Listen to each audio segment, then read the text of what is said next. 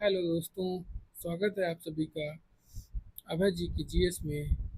ठीक है, तो आइए हम लोग शुरू करते हैं आज की अपनी क्लास को। तो यहाँ पे है पाषाण काल। प्राचीन भारत का जो इतिहास है उसमें से टॉपिक है हमारा पाषाण काल। तो पाषाण काल देखते हैं। यहाँ पे पहला है रॉबर्ट ब्रूस फुट थे। रॉबर्ट ब्रूस फुट कौन थे? एक भूगर्भ वैज्ञानिक और पुरातत्वविद थे। ठीक है, इसके साथ ही भारतीय प्राग इतिहास के जो पिता थे वो रॉबर्ट ब्रूस फुट थे। ठीक है, कोपेनहेगन संग्रहालय की सामग्री से और कांस्य पाषाण कांस्य और लौह युग का त्रियुगीय विभाजन किसने किया था? उसको किया था थॉमसन ने। पशुपालन के साक्ष्य सर्वप्रथम कहाँ मिलते हैं? मध्य पाषाण काल में। मध्य पाषाण काल में पशुपालन के प्रमाण जहाँ से मिले वह स्थान है आदमगढ़। चौपानी, मांडो, काकोरिया, महदहा एवं सराय नाहरराय स्थलों में से हड्डी के उपकरण प्राप्त हुए हैं। इनमें से हड्डी के उपकरण कहाँ प्राप्त हुए हैं? तो हड्डी के उपकरण जहाँ प्राप्त है वह स्थान है महदहा और सराय नाहरराय से। ठीक है, तो यहाँ इस पेज में हमने जितना पढ़ा उसको हम एक बार रिपीट कर लेते हैं। रॉबर्ट ब्रूस फुट थे एक भूगर्भ वैज्ञानिक एवं पुरातत्वविद और साथ ही भारत प्राग इतिहास के पिता भी। ठीक है, कोपेनहेगन संग्रहालय की सामग्री से पाषाण कांस्य और लौह युग का त्रियुगीय विभाजन किया था थॉमसन ने। पशुपालन के साक्ष्य सर्वप्रथम मिले थे मध्य पाषाण काल में और मध्य पाषाण काल में मिले हैं। वो भी कहाँ पर मध्य पाषाण काल के में? तो वो मिले हैं आदमगढ़ में। ठीक, हाँ। और जो हड्डी के उपकरण जो प्राप्त हुए हैं वह हमको मिले हैं महदहा और सराय नाहरराय में। ठीक, हाँ। अब हम आगे देखेंगे इसके।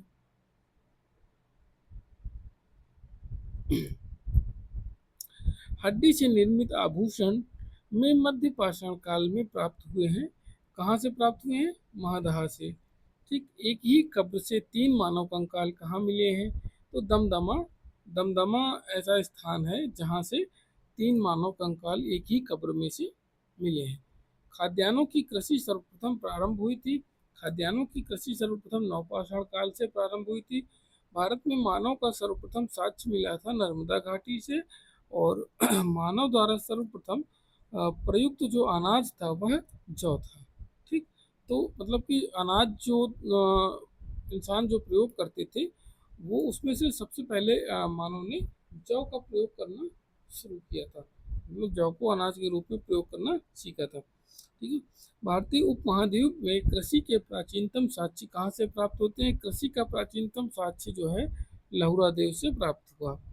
पुरा पाषाण युग, नवपाषाण युग, ताम पाषाण युग और तथा लौह युग में से चालकोलिथिक युग किसको कहते हैं? चालकोलिथिक युग जो है इन सभी युगों में से किस युग को कहा जाता है? तो चालकोलिथिक युग जो है वह हम कहते हैं ताम्रपाषाण युग को चालकोलिथिक युग कहते हैं।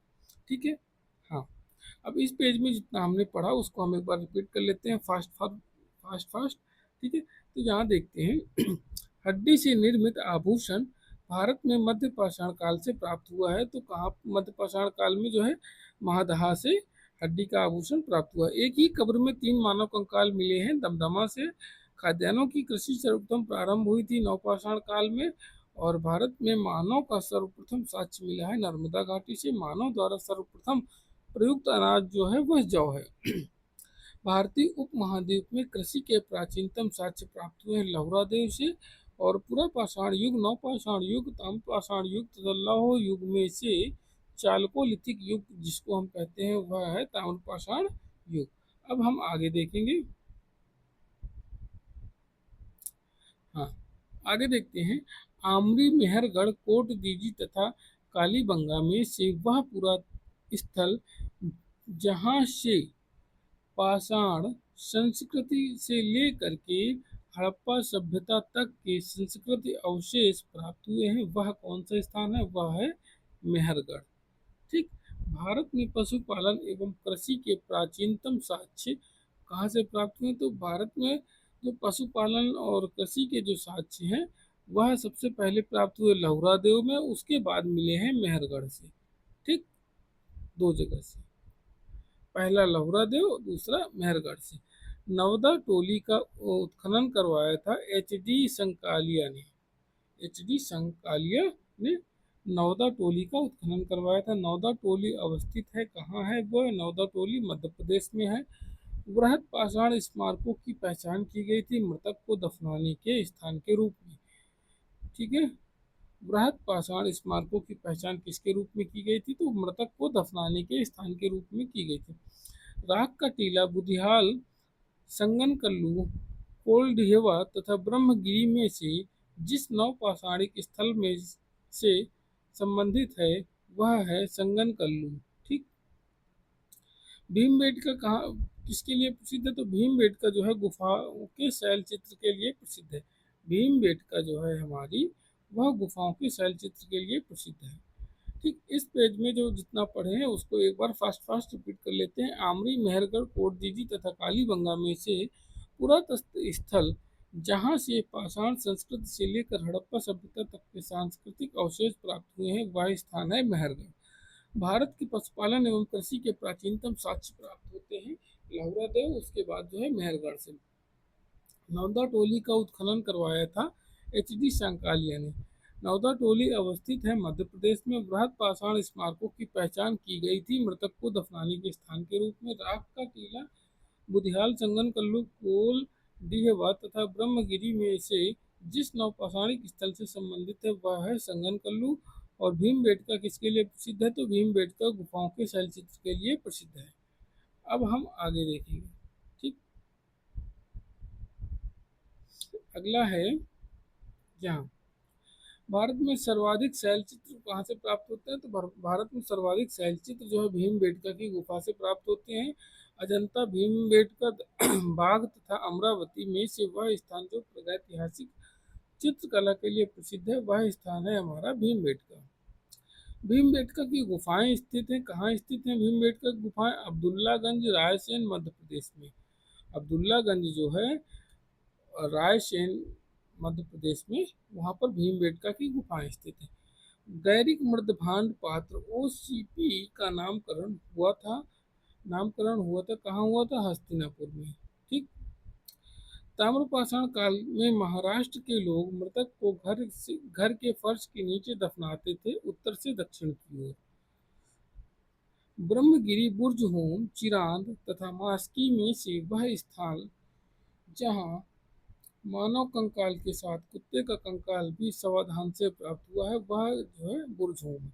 बुर्जहोम ऐसा स्थान है जहाँ पर मानव कंकाल के साथ में जो है कुत्ते का कंकाल भी मिला था। ठीक, आगे देखेंगे।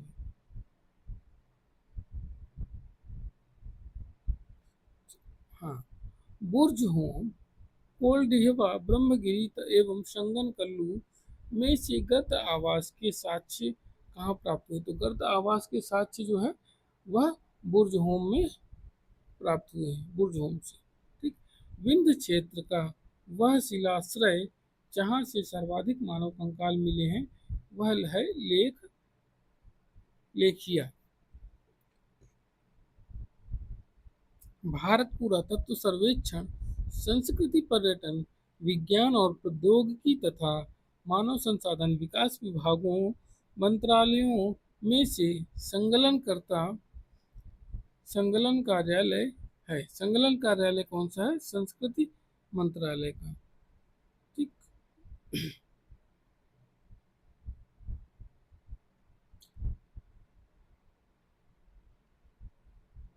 भारतीय पुरातत्व सर्वेक्षण के प्रथम महानिदेशक कौन थे? तो भारतीय पुरातत्व सर्वेक्षण के प्रथम महानिदेशक जॉन मार्शल हैं।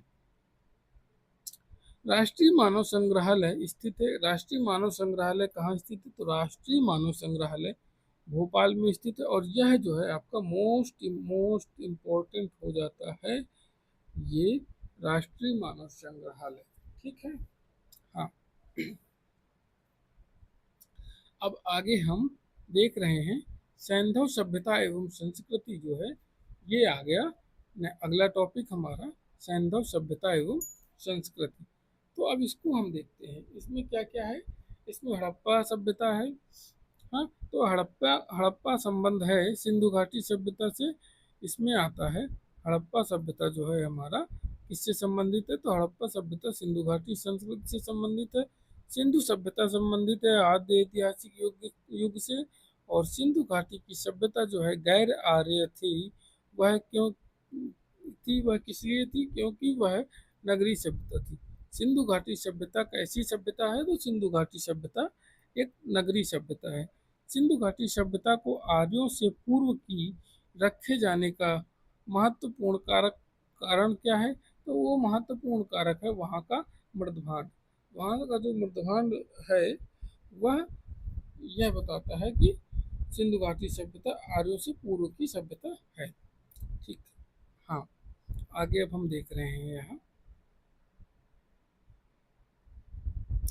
सिंधु घाटी संस्कृति वैदिक सभ्यता से भिन्न थी, क्योंकि इसके पास विकसित शहरी जीवन की सुविधाएं थी, इसके पास चित्रलेखीय लिपि है, और इसके पास लोहे और रक्षा शस्त्रों का ज्ञान का अभाव था।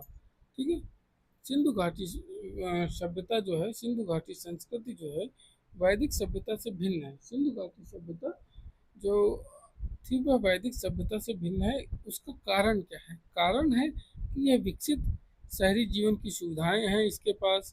ठीक है, चित्रलेखी लिपि है और लिपि थी, इसके साथ साथ लोहे और रक्षा शस्त्रों के ज्ञान का अभाव है, मतलब था। ठीक, हड़प्पा संस्कृति की जानकारी का प्रमुख स्रोत कौन सा है, पुरातात्विक खुदाई। हड़प्पा सभ्यता की जानकारी का जो प्रमुख स्रोत है वह पुरातात्विक खुदाई है। हड़प्पा सभ्यता की उत्पत्ति के संदर्भ का सही सुमेलन है। ठीक है, सही सुमेलन है ई जे एच मैके जो है वह सुमेर से लोगों का पलायन से संबंधित है। मार्टिन व्हीलर जो का संबंध है पश्चिमी एशिया से सभ्यता के विचार का प्रवसन के लिए से संबंध है। अमाल अमलानंद घोष अमलानंदा घोष हड़प्पा सभ्यता का उद्भव पूर्व हड़प्पा सभ्यता का परिपक्वता के परिणाम स्वरूप हुआ। ठीक, हड़प्पा सभ्यता का उद्भव पूर्व हड़प्पा सभ्यता की परिपक्वता के परिणाम स्वरूप हुआ है, इससे संबंध रखते हैं अमलानंद घोष। आगे देखते हैं हम, भारत में चांदी की उपलब्धता के प्राचीनतम साक्ष्य कहाँ से मिलते हैं, तो भारत में प्राचीनतम चांदी की उपलब्धता के साक्ष्य जो मिलते हैं वह हड़प्पा संस्कृति से मिलते हैं। हड़प्पा में मिट्टी के बर्तनों पर सामान्यतः उपयोग हुआ था किस लाल रंग का। हड़प्पा में मिट्टी के बर्तनों पर जिस रंग का सबसे ज्यादा प्रयोग मतलब देखने को मिलता है वह लाल रंग का प्रयोग मिला है। मूर्ति पूजा का आरंभ माना जाता है पूर्व आर्य सभ्यता से। जो पूर्व की जो सभ्यता है वहां से हम मूर्ति पूजा की शुरुआत मानते हैं। गाय, हाथी, गैंडा तथा बाघ पशुओं में से जिसका हड़प्पा संस्कृति में पाई गई टेराकोटा कलाकृति में निरूपण नहीं हुआ है वह किसका है, किसका निरूपण नहीं हुआ है, गाय का। अच्छा, गाय का जो ये निरूपण है वह कलाकृति में, टेराकोटा कलाकृति में तो नहीं हुआ है। लेकिन यहाँ हम एक चीज पूछते हैं आपसे, आप लोग बताइएगा कमेंट पे कि गाय जो है, गाय किस देश का राष्ट्रीय पशु है। गाय किस देश का राष्ट्रीय पशु है। ठीक है, इसको आप लोग कमेंट करके हमको बताएंगे। अब यहाँ पे हम देख रहे हैं ये जो हमारे पास है प्राचीन स्थल और उनके पुरातत्वीय खोज से जो संबंधित है वह उनका मिलान है। ठीक है, हाँ, तो यहाँ देख रहे हैं लोथल जो है गोदीबाड़ा से संबंधित है। कालीबंगा जुता हुआ खेत मिला है। और धौलावीरा जो है हड़प्पन लिपि के बड़े आकार के 10 चिन्हों वाला एक शिलालेख यहाँ धौलावीरा से मिलता है। लोथल से गोदीवाड़ा मिलता है और कालीबंगा से जुता हुआ खेत मिलता है। धौलावीरा से हड़प्पन लिपि के बड़े आकार के 10 चिन्हों वाला एक शिलालेख मिलता है। उसके बाद उसके बाद हमको मिलता है बनावाली से पक्की मिट्टी की बनी हुई हल्की प्रतिकृति। ठीक है। हाँ, अब आगे है सुमेलित हैं जो है स्थल और नदी। हड़प्पा सभ्यता से में हड़प्पा जो है रावी नदी से संबंधित है। हस्तिनापुर गंगा नदी है। नागार्जुन कोंडा जो है वो कृष्णा नदी है। पैठन गोदावरी नदी है। कालीबंगा घग्गर नदी। लोथल जो है भोगवा नदी। और रोपण सतलुज नदी। रोपण जो है सतलुज नदी से संबंधित है। ठीक। हाँ, अब ये स्थान है और इनके प्रदेश है। आलमगीरपुर उत्तर प्रदेश में है। लोथल जो है गुजरात में है। आलमगीरपुर उत्तर प्रदेश, लोथल गुजरात में, कालीबंगा राजस्थान में, रोपण पंजाब में, बनवाली बनावली जो है हरियाणा में है, दैमाबाद जो है महाराष्ट्र में है, राखीगढ़ी हरियाणा से संबंधित है, मांडा जो है जम्मू कश्मीर में है, राखीगढ़ी हरियाणा से। ठीक। अभी यहाँ पे है स्थान और उनके खोजकर्ता। ठीक। उनका मिलान है। तो ये देखें, हड़प्पा जो है दयाराम साहनी ने खोज की थी 1923 से 24 और 1924 से 25 तक। हस्तिनापुर बीबी लाल 1950 से 52 और तक्षशिला जॉन मार्शल 1913 से 1934 कार्यकाल है इनका ये। कौशाम्बी जो है एनजी मजूमदार 1936 से 37 हैं। और लोथल एस आर राव हैं। सुरकोटदा जेपी जोशी हैं। धौलावीरा जेपी जोशी हैं। हड़प्पा संस्कृति के सिंध में अवस्थित स्थल है मोहनजोदड़ो। हड़प्पा संस्कृति के सिंध में अवस्थित स्थल जो है वह कौन सा है? वह मोहनजोदड़ो। मोहनजोदड़ो है, चनहुदड़ो है, जुडेर जोदड़ो है, आमरी कोट दीजी एवं अली मुराद, ये सभी हैं। ठीक। हड़प्पा संस्कृति के सिंध में जो स्थल हैं वो है ये सब।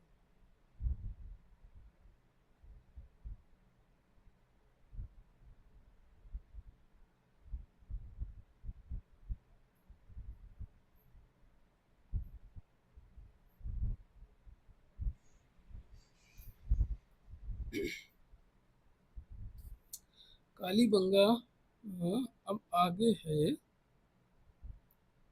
यहाँ। कालीबंगा हड़प्पा लोथल एवं आलमगीरपुर में से सिंधु घाटी सभ्यता का वह स्थान जो अब पाकिस्तान में है, तो वह स्थान है हड़प्पा।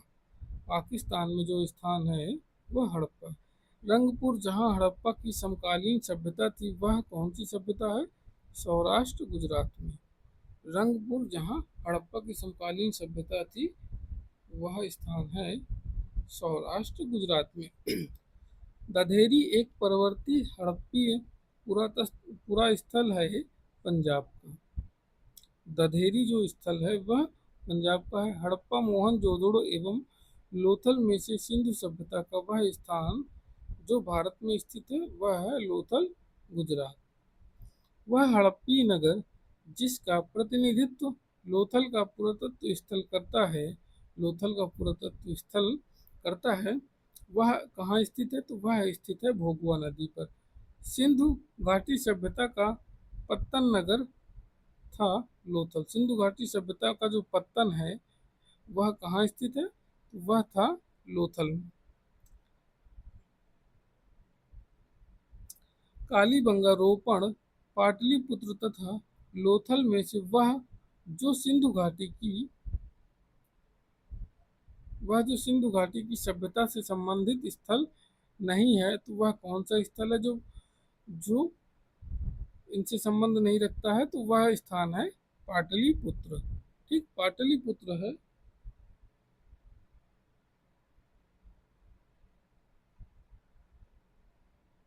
अभी आगे देखते हैं।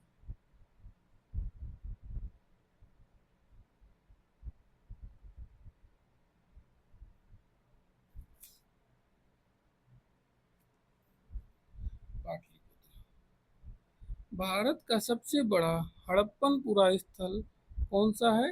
राखी गढ़ी। ठीक, राखी गढ़ी सबसे बड़ा पुरा स्थल है। संपूर्ण घाटी सभ्यता का सबसे बड़ा पुरा स्थल कौन सा है? वह भी राखी गढ़ी है। सिंधु घाटी के लोग किसमें विश्वास करते थे? सिंधु घाटी के लोग मातृ शक्ति में विश्वास करते थे। सिंधु घाटी के लोग पूजा किसकी करते थे?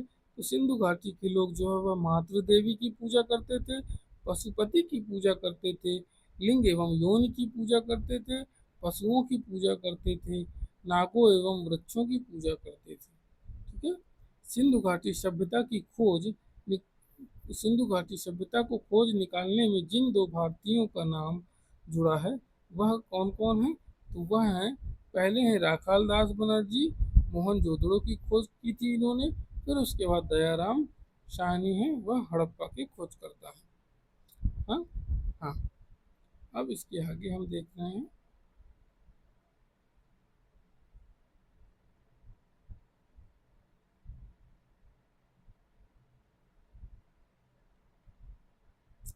सिंधु सभ्यता के बारे में सत्य कथन कौन सा है? तो सिंधु सभ्यता के बारे में सही कथन है, नगरों एवं नालियों की यहाँ सुदृढ़ व्यवस्था है।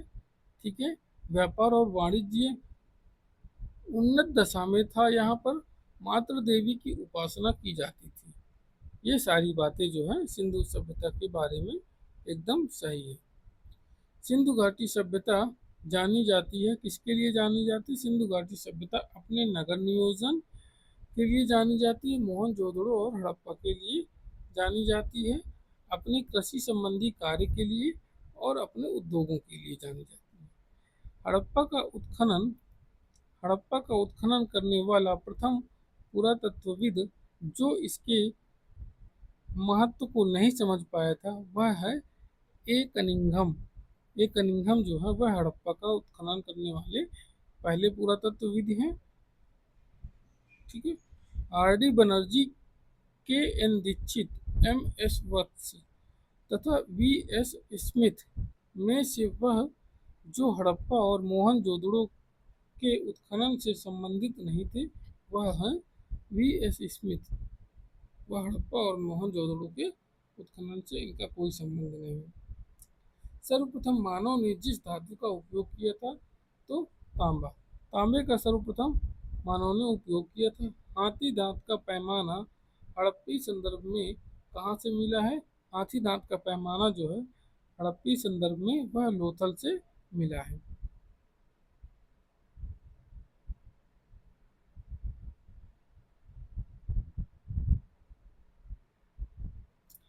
हड़प्पा कालीन स्थलों में अभी तक जिस धातु की प्राप्ति नहीं हुई है वह कौन सी धातु है? लोहा। हड़प्पा स्थल जो है, हड़प्पा काल के जो स्थल हैं उनकी खुदाई में अभी तक लोहा धातु नहीं मिली है। आलमगीरपुर, लोथल, मोहनजोदड़ो तथा बनावली में से वह स्थल जहाँ वह स्थल जो घग्गर और उसकी सहायक नदियों की घाटी में स्थित है वह स्थान कौन सा है? तो वह स्थान है बनावाली। बनावली जो है वह घग्गर और उसकी सहायक नदियों की घाटी में स्थित है। सही कथन। मोहनजोदड़ो, हड़प्पा, रोपण एवं कालीबंगा सिंधु घाटी सभ्यता के प्रमुख स्थल हैं। हड़प्पा के लोगों ने सड़क तथा नालियों के जाल के साथ नियोजित शहर का विकास किया है। यह जो है सभ्यता की विशेषता है। ठीक है। हड़प्पन संस्कृति के संदर्भ में शैलकृत स्थापत्य के प्रमाण कहाँ से मिलते हैं? तो वहाँ धौलावीरा से मिले हैं। धौलावीरा जिस राज्य में स्थित है वह गुजरात। धौलावीरा गुजरात में स्थित है।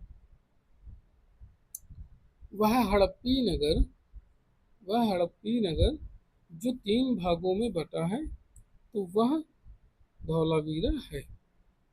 हाँ,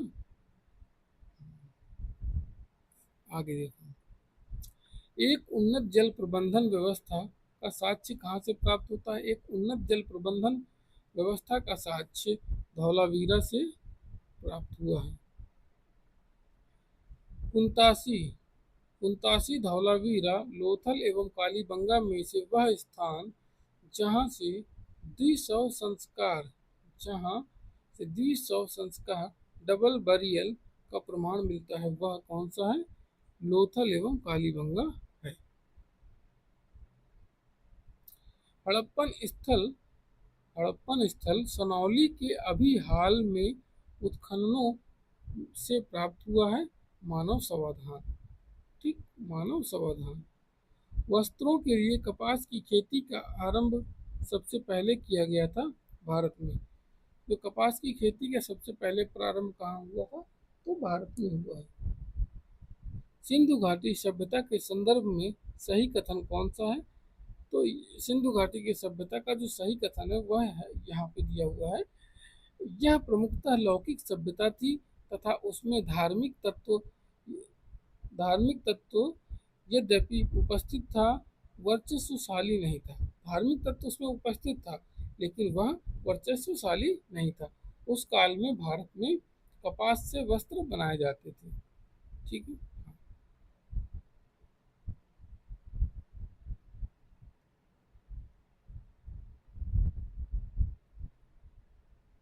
अभी ये आगे है हमारा, ये सिंधु सभ्यता के संदर्भ में सही कथन जो है, देवी देवताओं दोनों की पूजा करते थे। सिंधु घाटी सभ्यता के जो लोग थे वह देवियों की भी पूजा करते थे और देवताओं की भी पूजा करते थे। सिंधु घाटी सभ्यता से संबद्ध विख्यात वृषभ मुद्रा प्राप्त हुई है। जो वृषभ जिसमें बैल बना रहता है, वह मुद्रा हमको कहाँ से प्राप्त हुई है? तो वह मुद्रा मोहनजोदड़ो से प्राप्त हुई है। वह पशु जिसका अंकन हड़प्पा संस्कृत की मोहरों पर नहीं मिला है, घोड़ा, गाय एवं ऊंट, इनका जो है किसी भी मुद्रा में चित्र नहीं मिला। जिस पशु के अवशेष सिंधु घाटी सभ्यता से प्राप्त नहीं हुए हैं वह है शेर। शेर के जो अवशेष है वह हमको सिंधु घाटी की किसी भी स्थान से प्राप्त नहीं हुए।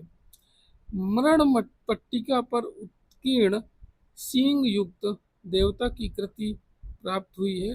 कहाँ से प्राप्त हुई है? कालीबंगा से। ठीक है, कालीबंगा से यह हमको सींग युक्त देवता की कृति जो चित्र प्राप्त हुआ है।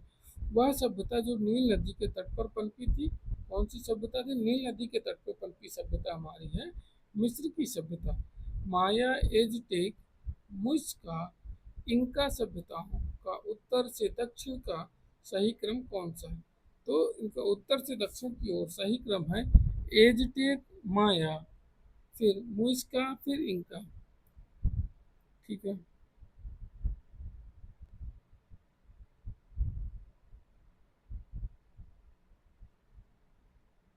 अभी इसमें है, लेखन कला की उचित प्रणाली विकसित करने वाली सर्वप्रथम प्राचीन सभ्यता कौन सी थी? तो लेखन कला की उचित प्रणाली विकसित करने वाली सर्वप्रथम प्राचीन सभ्यता यहाँ पे है सुमेरिया की सभ्यता। ठीक, सुमेरिया की सभ्यता से लेखन कला विकसित हुई थी। ठीक, हाँ। तो अभी ये इतना यहाँ तक हो गया। अब इसके आगे है वैदिक काल। ठीक, अब इसके आगे हमारा है अगला टॉपिक वैदिक काल। वैदिक काल भी हम देख लेते हैं साथ ही। आर्य शब्द इंगित करता है, आर्य शब्द जो वैदिक काल का है वह किसको इंगित करता है? श्रेष्ठ वंश को। आर्य का मतलब होता है श्रेष्ठ। क्लासिकीय संस्कृत में आर्य शब्द का अर्थ क्या है? एक उत्तम व्यक्ति। ठीक है। सबसे पुराना वेद हमारा है ऋग्वेद। त्रयी नाम किसका है? त्रयी नाम है तीनों वेदों ऋग्वेद, यजुर्वेद एवं सामवेद का है। ऋग्वेद, यजुर्वेद एवं सामवेद को त्रयी के नाम से जानते हैं। यह वैदिक ग्रंथ जिसमें वर्ण शब्द का सर्वप्रथम नामोल्लेख मिलता है वह है ऋग्वेद। ऋग्वेद में वर्ण शब्द का सर्वप्रथम उल्लेख मिला है। वर्ण मतलब जो वर्ण व्यवस्था से संबंधित है। वर्ण व्यवस्था मतलब जैसे कि जाति, ये भेदभाव वाला जो है वो। ठीक है। वर्ण व्यवस्था से संबंधित पुरुष सूक्त मूलतः पाया जाता है ऋग्वेद में। आगे इस क्रम में आगे है हमारा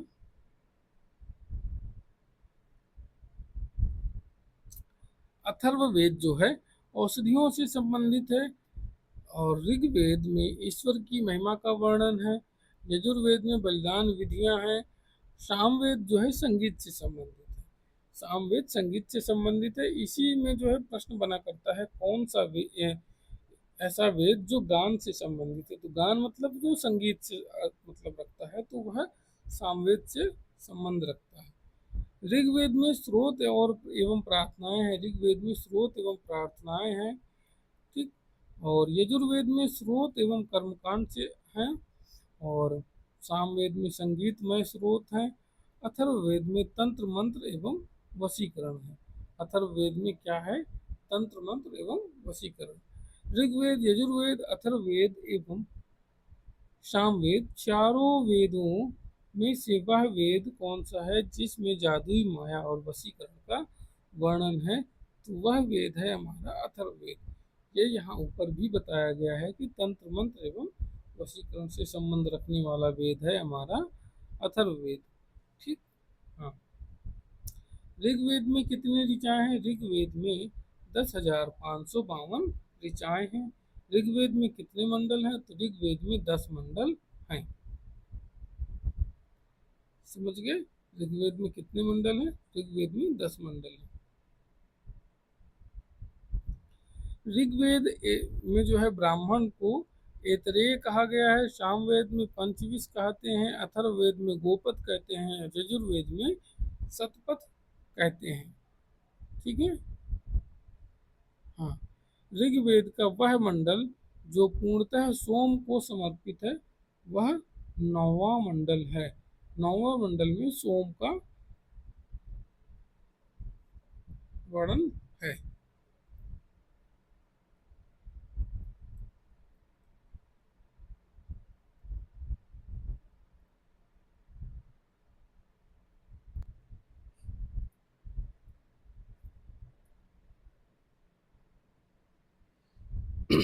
अब है यज्ञ संबंधी विधि विधानों का पता चलता है। यज्ञ संबंधी विधि विधानों का पता कहाँ से चलता है? वह चलता है हमारा यजुर्वेद से। यजुर्वेद, सामवेद, अथर्ववेद में से वह जिसका संकलन ऋग्वेद पर आधारित है वह सामवेद है, ठीक है। सामवेद का जो संकलन है वह ऋग्वेद पे आधारित है, और सामवेद का जो वर्णन मिलता है हमको ऋग्वेद में वह मिला है ऋग्वेद के 9वें मंडल में, ठीक है। ऋग्वेद के हमको 9वें मंडल में ये हमको मिलता है सामवेद का वर्णन। तक्षशिला अंतर तक्षशिला अंतरजी खेड़ा कौशाम्बी एवं हस्तिनापुर में से वह स्थल जिसकी खुदाई से लौह धातु के प्रचलन के प्राचीनतम प्रमाण मिलते हैं अंतरजी खेड़ा है, ठीक है। अंतरजी खेड़ा से लोहे की धातु के प्रचलन के हमको प्राचीनतम प्रमाण मिले हैं। उपनिषदों का मुख्य विषय है दर्शन। उपनिषदों का मुख्य विषय दर्शन है। ऋग्वेद, परवर्ती संहिताएं, ब्राह्मण तथा उपनिषद में से वह वैदिक साहित्य जिससे जिसमें मोक्ष की चर्चा मिलती है वह है उपनिषद। मोक्ष का जो वर्णन मिलता है वह हमको उपनिषदों में मिलता है, ठीक है। हाँ, मोक्ष शब्द का सबसे पहले उल्लेख हुआ है श्वेताश्वर उपनिषद में। मोक्ष शब्द जो है उसका सबसे पहले वर्णन हमको कहाँ मिला है? तो सबसे पहला उल्लेख हमको मिलता है श्वेताश्वर उपनिषद में। अध्यात्म ज्ञान के विषय में नचिकेता और यम का संवाद जिस उपनिषद में प्राप्त होता है वह कठोपनिषद है।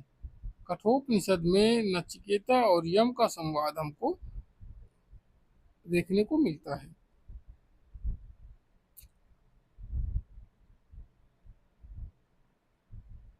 उपनिषद काल के राजा अश्वपति शासक हैं। वह कहाँ के शासक हैं? कैकेय के। कैकेय प्रांत के शासक हैं राजा अश्वपति। वैदिक साहित्य का जो सही क्रम है वह ये जो आगामी ये जो दिया हुआ है, इसमें वैदिक साहित्य में जो सही सही क्रम है उसका है। सबसे पहला क्रम वैदिक संहिता, फिर ब्राह्मण और आरण्यक, उपनिषद। ठीक।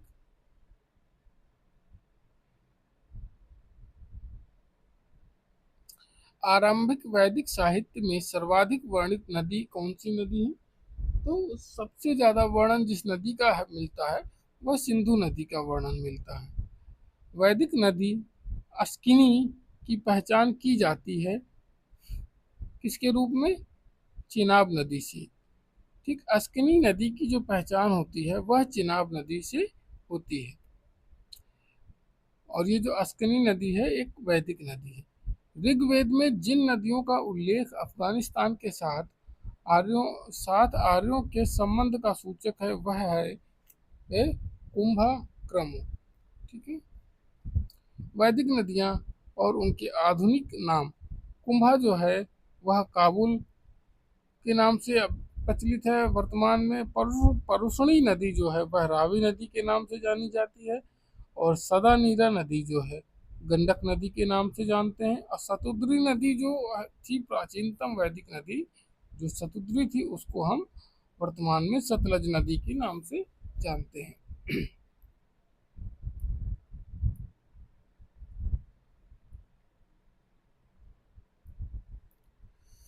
हाँ, ऋतु भारत की प्राचीन वैदिक सभ्यता के एक केंद्रीय विचार को चित्रित करते हैं। इस संदर्भ में सही जो बात है वह कौन सी है?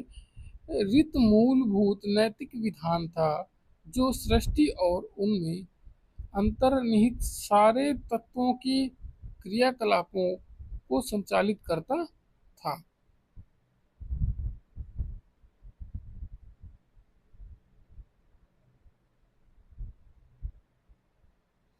ठीक है।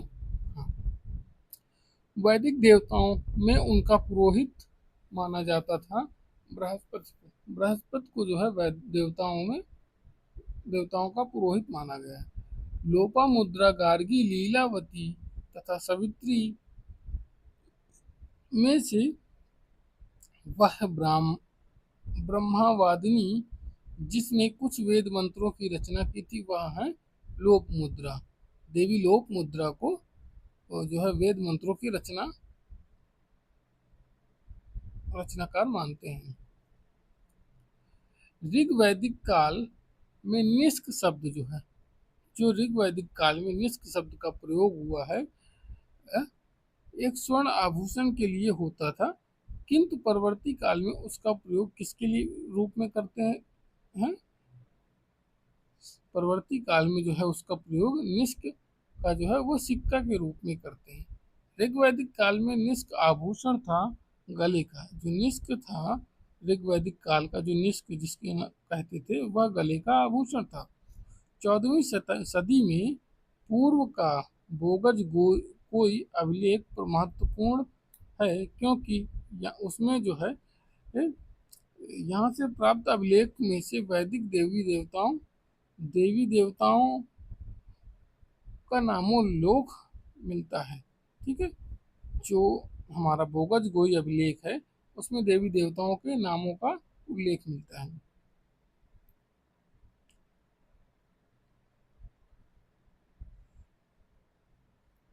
अभिलेखों में से वह अभिलेख अभिलेखों में से वह जो ईरान से भारत में आर्यों के आने की सूचना देता है वह अभिलेख है बोगज कोई अभिलेख। ठीक है। वह अभिलेख हमारा है बोगज कोई अभिलेख। शंकराचार्य, एनी बेसेंट, विवेकानंद तथा बाल गंगाधर तिलक में से वह जिसने आर्यों के आदि देश के बारे में लिखा था। आर्यों आदि के बारे में लिखा था किसने? बाल गंगाधर तिलक ने। शतपथ ब्राह्मण उल्लिखित राजा विधेय माधव से संबंधित ऋषि कौन थे? ऋषि गौतम राहुगढ़ ऋषि गौतम राहुगढ़ थे। उत्तर वैदिक काल में से आर्य संस्कृति का धुर किसको समझा जाता था? तो आर्य संस्कृति का धुर जो है वैदिक काल में कुरु पांचाल को मानते हैं। गोत्र शब्द का सर्वप्रथम प्रयोग कहाँ हुआ है? तो गोत्र शब्द का सर्वप्रथम प्रयोग हमको देखने को मिलता है ऋग्वेद में। गोत्र शब्द का प्रयोग जो है सर्वप्रथम हमको ऋग्वेद में देखने को मिलता है।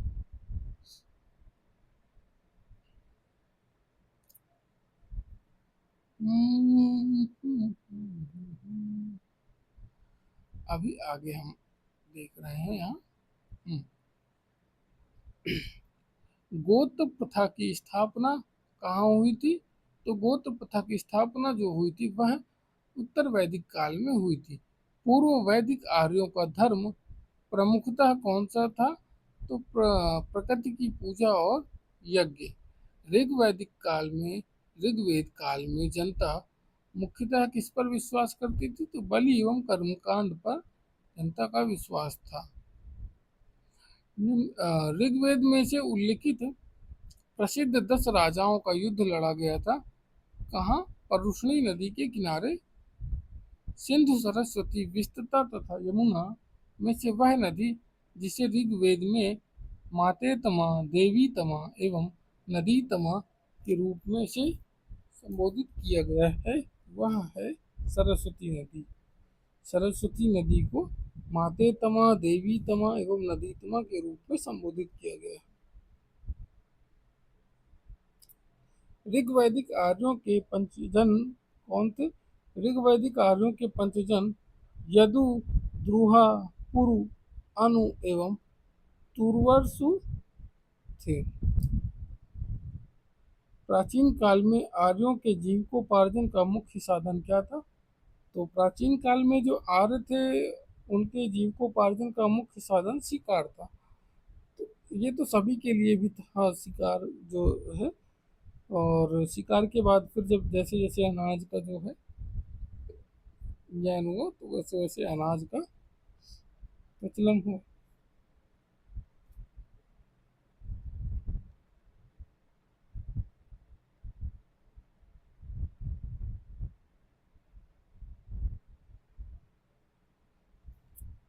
ऋग्वेद में उल्लिखित यव यव शब्द जिस कृषि उत्पाद हेतु प्रयुक्त होता था वह कौन सा है? तो जौ। जौ को हम यव भी कहते थे ऋग्वेद में। ऋग्वेद में जौ को यव कहा गया है। वैदिक युग में प्रचलित लोकप्रिय शासन प्रणाली कौन सी प्रणाली है? तो वंश परंपरागत राजतंत्र प्रणाली है।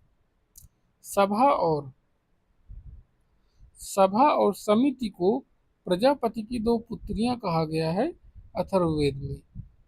ठीक है, अथर्ववेद में सभा और समिति को प्रजापति की दो पुत्रियां कहा गया है। आयुर्वेद अर्थात जीवन का विज्ञान। आयुर्वेद अर्थात जीवन का विज्ञान का उल्लेख सर्वप्रथम कहाँ मिलता है? तो वह मिलता है हमको अथर्ववेद में। ठीक, आयुर्वेद अर्थात जीवन का उल्लेख मिलता है अथर्ववेद में। ऋग्वैदिक धर्म था एकैकवादी एवं बहुदेववादी। सर्वाधिक ऋग्वैदिक सूक्त समर्पित हैं। सर्वाधिक जो सूत्र हैं वह किसको समर्पित थे? वह इंद्र को। ऋग्वेद में इंद्र के बाद सर्वाधिक संख्या में मंत्र संबंधित हैं अग्नि से। सबसे ज्यादा जो ऋग्वेद में जो मंत्र हैं वह संबंधित हैं इंद्रदेव से। फिर उसके बाद जो बचे हुए मंत्र हैं सबसे ज्यादा जो संबंधित हैं वह अग्निदेव से। उसके बाद की कहानी आगे देखते हैं।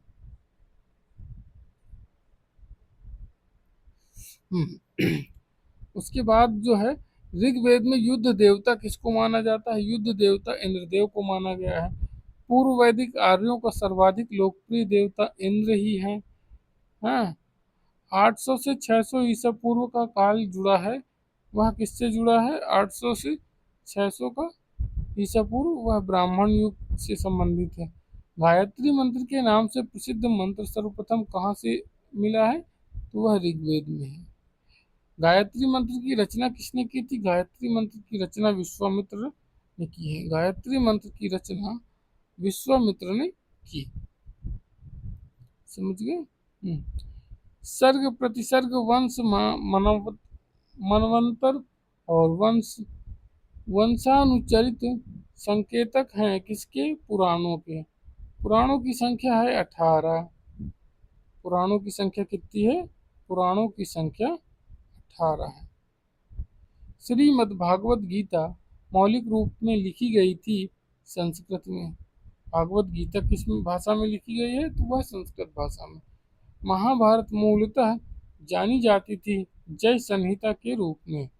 हिंदू पौराणिक कथा के अनुसार समुद्र मंथन हेतु जिस सर्प ने रस्सी के रूप में स्वयं को प्रस्तुत किया था, वासुकी देव थे। कौन थे? वासुकी।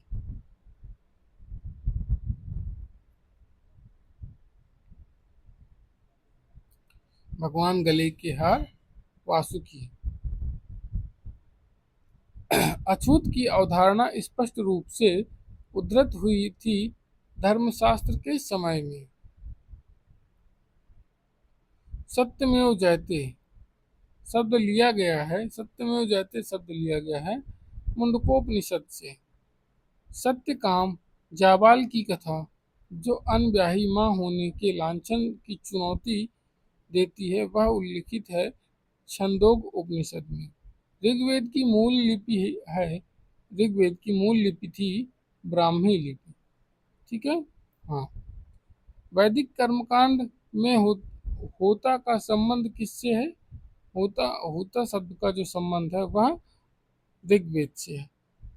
अवेस्ता और ऋग्वेद में समानता है। अवेस्ता किससे संबंधित है? ईरान से। वैदिक काल में अघन्या, वैदिक काल में अघन्या माना जाता है गाय को। अघन्या किसको मानते हैं? गाय को। अभी हमने आपसे ऊपर पूछा कि गाय किस देश का राष्ट्रीय पशु है, तो इसको हम बता देते हैं। गाय जो है वह कहाँ का राष्ट्रीय पशु है? तो गाय जो है नेपाल का राष्ट्रीय पशु है। गाय नेपाल का राष्ट्रीय पशु है। ऋग्वैदिक काल के प्रारंभ में महत्वपूर्ण मूल्यवान संपत्ति समझा जाता था गाय को।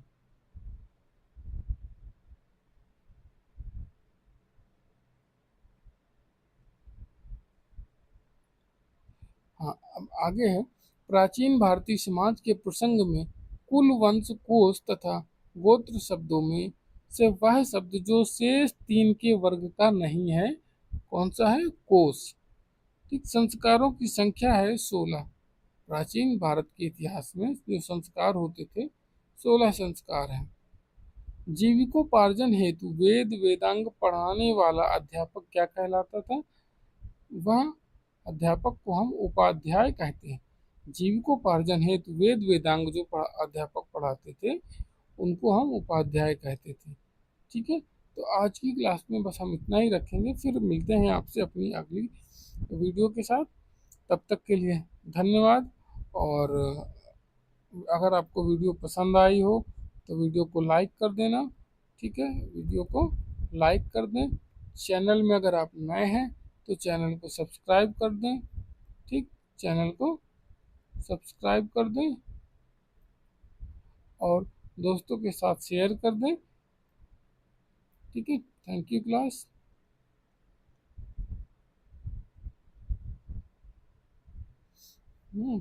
Thank you. और फिर मिलेंगे अगली वीडियो पे।